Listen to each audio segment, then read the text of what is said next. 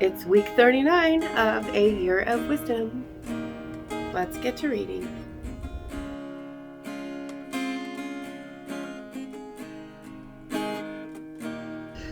Day 267. Job 33. But now, O Job, hear my speech and listen to all my words. Behold, I will open my mouth. My address is on the tip of my tongue. My words are from an upright heart, and my lips speak sincerely what I know. The Spirit of God has made me, and the breath of the Almighty gives me life. Refute me if you can. Prepare your case and confront me. I am just like you before God. I was also formed from clay. Surely no fear of me should terrify you, nor will my hand be heavy upon you.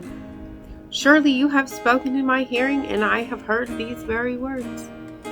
I am pure without transgression. I am clean with no iniquity in me. Yet God finds occasions against me. He counts me as his enemy. He puts my feet in the stocks. He watches over all my paths. Behold, you are not right in this matter. I will answer you, for God is greater than man. Why do you complain to him that he answers nothing a man asks? For God speaks in one way and in another, yet no one notices. In a dream, in a vision in the night, when deep sleep falls upon men, as they slumber on their beds, he opens their ears and terrifies them with warnings, to turn a man from wrongdoing and keep him from pride, to preserve his soul from the pit and his life from perishing by the sword. A man is also chastened on his bed with pain and constant distress in his bones, so that he detests his bread, and his soul loathes his favorite food. His flesh wastes away from sight, and his hidden bones protrude. He draws near to the pit, and his life to the messengers of death. Yet if there is a messenger on his side, one mediator in 1,000, to tell a man what is right for him, to be gracious to him and say, spare him from going down to the pit, I have found his ransom. Then his flesh is refreshed like a child's. He returns to the days of his youth. He prays to God and finds favor. He sees God's face and shouts for joy, and God restores his righteousness to that man. Then he sings before men with these words, I have sinned and perverted what was right, yet I did not get what I deserved. He redeemed my soul from going down to the pit, and I will live to see the light. Behold, all these things God does to a man 2 or even 3 times, to bring back his soul from the pit, that he may be enlightened with the light of life.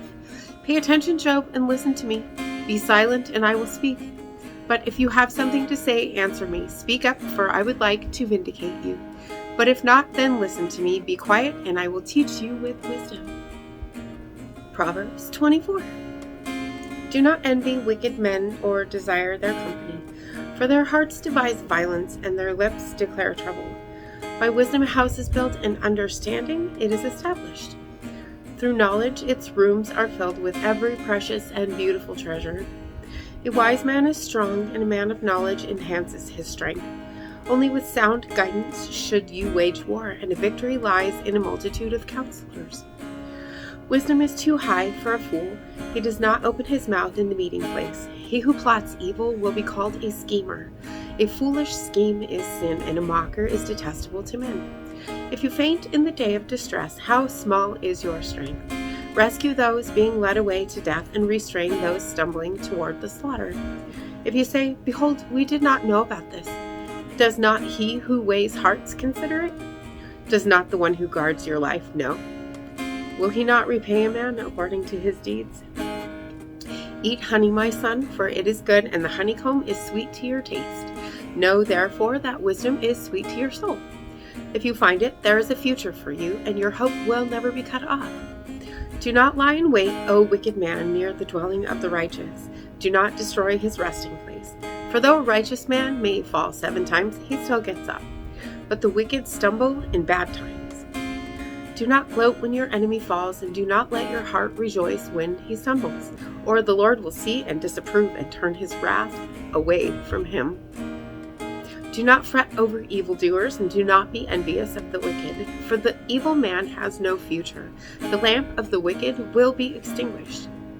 My son, fear the Lord and the king, and do not associate with the rebellious. for they will bring sudden destruction. Who knows what ruin they can bring? These also are sayings of the wise. To show partiality in judgment is not good. Whoever tells the guilty, "You are innocent," peoples will curse him, and nations will denounce him. But it will go well with those who convict the guilty, and rich blessing will come upon them.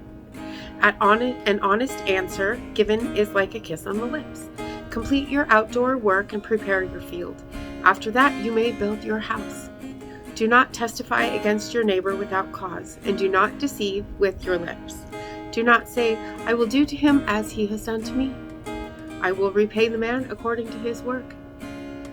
I went past the field of a slacker, and by the vineyard of a man lacking judgment. Thorns had grown up everywhere. Thistles had covered the ground, and the stone wall was broken down. I observed and took it to heart. I looked and received instruction.